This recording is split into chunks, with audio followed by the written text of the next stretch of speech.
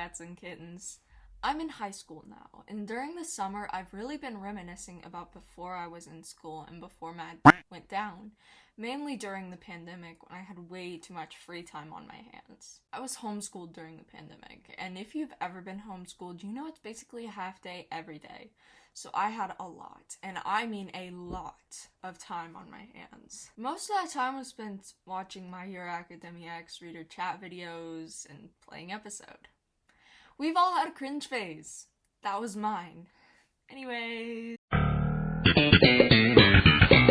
During my reminiscing time, which is every Wednesday through Friday from 2 to 6 p.m., thanks for asking, I thought of a lot of the old channels I watched in my free time, like Onyx Kids, Sis vs. Bro, cookieswirlc, and this is regrettable, Ryan's Toy Reviews.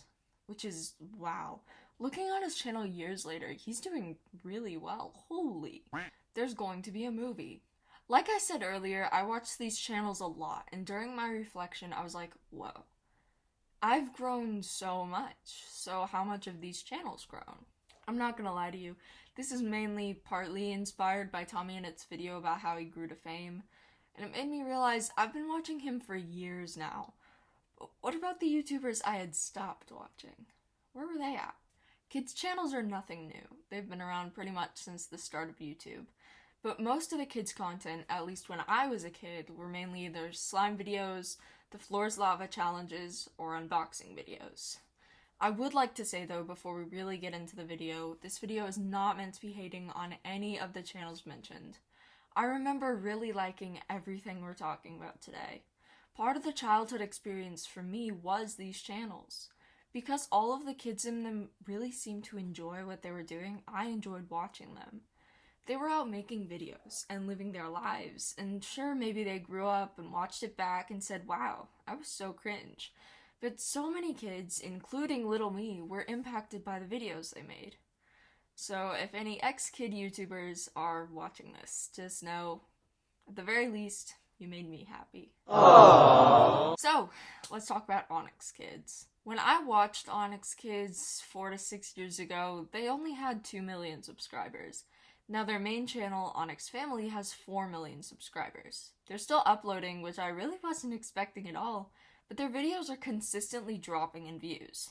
They still get a clean 1 to 2K per video, but it's nothing like their most popular videos from 2 or so years ago. I'd also like to say that their content has drastically changed now, especially on their Onyx Family channel. While the Onyx Kids channel, for the most part, is still making original kids content, the Onyx Family channel is taking advantage of old skit videos and making compilations of them for a quick buck. The kids in the Onyx Family have also grown to have their own YouTube channels. Shiloh, the only boy in the family, makes gaming content on his channel, though he hasn't uploaded in 7 months. Sinead, one of the older siblings, makes gaming, storytime, and reaction videos on her channel Onyx. She still uploads and has a pretty consistent 30 to 40k views per video. Shasha Onyx, the youngest girl in the family, has done a recent rebrand into a fitness and cardio channel. She hasn't uploaded in a year, but she has a pretty consistent 7 to 10k views on her cardio videos. Shalom, who I believe is the oldest sibling, has a channel dedicated to bringing back early 2000s nostalgia. Her channel used to be the Onyx House channel before they rebranded into Onyx Family, leaving Shalom with the channel all to herself. She has a pretty good 1 to 2k views on each video, and she uploads monthly. Her channel picture is of her as Uraraka from My Hero Academia, which pretty much automatically makes her my favorite. She has a lot of videos I'm putting on my watch later list, and she explores a lot of topics that I think are really interesting because they're nostalgic to me. The 3 girls of the family, Shalom, Shasha, and Sinead, have started a podcast called Savonix, where they mostly talk about acrylic nails. They also get fairly consistent viewership and upload once a month. Hey guys, Editor Chili here. I didn't realize that their podcast was also a shop. I didn't realize that they also sold products as well, and that's what this channel was for, the promotion of those products. So I screen recorded their page. It's savonix.com if you want to check it out. It seems pretty cool. They've got a lot of skincare, hair products.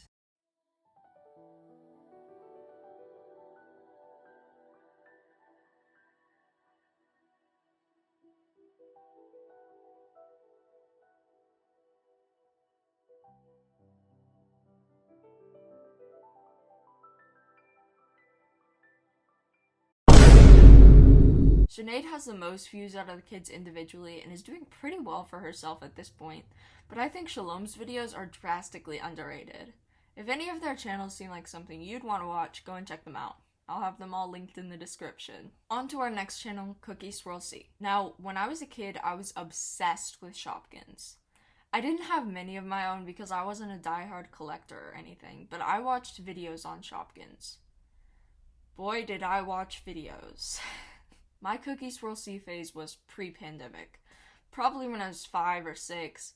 I didn't exclusively watch her Shopkins videos. I mostly watched whatever unboxing video was latest at the time because she always had so much fun getting whatever she got. Right off the bat, full rebrand. She's a VTuber now. She makes horror content. She hasn't done a Shopkins video in years. While that does make me a little bit sad, this is more like what I was expecting with Onyx kids. Times are changing, kids are changing, and so kids' content is also changing. I grew up with Wildcrats. Kids nowadays are growing up with Skibbity Toilet. So a content creator rebrand is a really good decision. And honestly, it's working in her favor.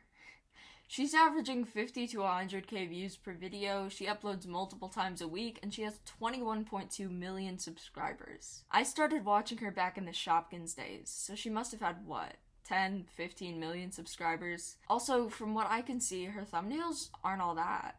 They're not particularly eye-catching, and neither are the titles, which begs the question, how is the algorithm feeding her videos to viewers? We're not going to talk about that though because I don't really want to. This video was made to check up on my favorite channels when I was a kid and I plan to do exactly that. I'm not going to make a conspiracy video like cookieswirlc pays for views because I don't think she's doing that. I think her viewers now are viewers from the unboxing days that just stuck around. As well as cookieswirlc has a vast variety of content. She makes gacha videos, Roblox videos, FNAF videos, makeup tutorials, and right off the bat, that's an insane roster. She does have the YouTube content format down pat, though. She understands that the wider variety, the more viewers. She's summoned different fandoms from the darkest corner of the internet, and because they like her gacha videos, they'll stick around for her security breach playthroughs. This is a pretty commendable practice, and it's something I want to do someday. Not making gacha videos. I want to make that perfectly clear. If I ever make a gacha video, I've been hacked. She's established herself as a variety channel, and while that's the end goal for me too, besides getting monetized, subscribe! She's done it in such a wide-scale way, I have no idea how to even start. All in all, the cookieswirlc rebrand is a hit. I think her rebrand is now for a larger audience, especially age-wise. And that being said, if you want to check her out, the link's in the description. She probably has a video you'd like to watch on there. Sis versus bro. There is Karina. She is sister. There is Ronald. He is brother. Together they make up sis versus bro. Wait, should I film the next part of the video as like a true crime segment? Okay. 3 years ago, the sis versus bro YouTube channel stopped posting out of nowhere. 4 months ago, they resumed posting. But they are not the real sister and brother. They were replaced. In all seriousness though, the Sis vs Bro YouTube channel hasn't changed much after their 3-year hiatus. They upload once a week, they flaunt their riches, and go back to doing whatever they do off screen. If this segment seems a little dry, that's because it is.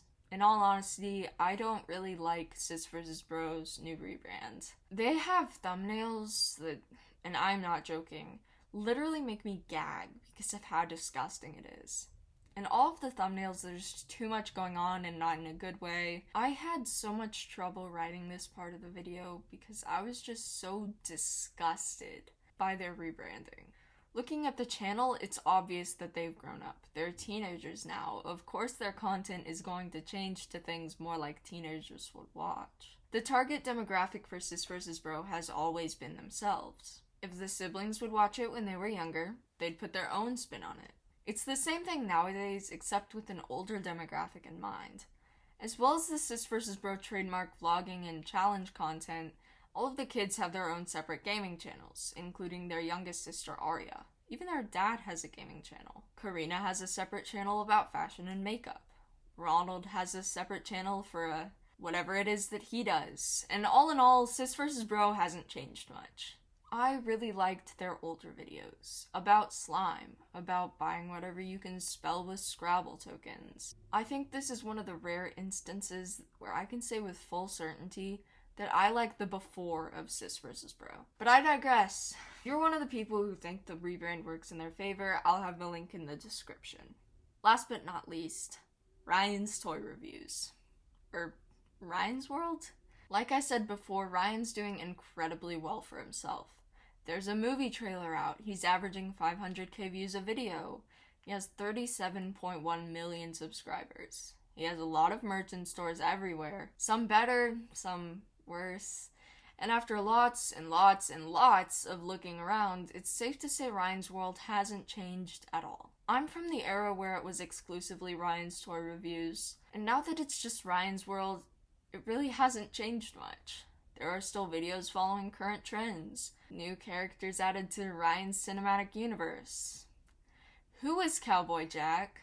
Something that's a pretty big change now, though, is that there really aren't any videos from the Ryan's Toy Reviews era. There aren't any new slime videos, any new prank videos, any videos about whatever toy Ryan just bought. The majority of the videos on his channel now are educational. Not knocking educational content or anything, but I remember Ryan's World being fun and full of whimsy.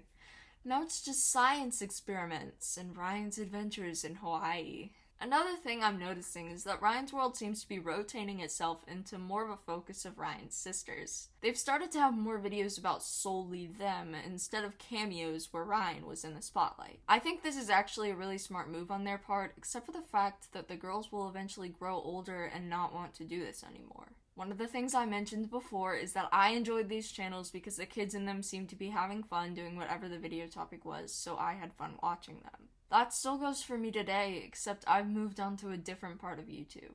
All in all, I think content like this is harmless, and if the kids, or teenagers in the video are having fun still, I think that's wonderful. I hope you learned something because I learned a lot researching this, and thank you for watching, and as always...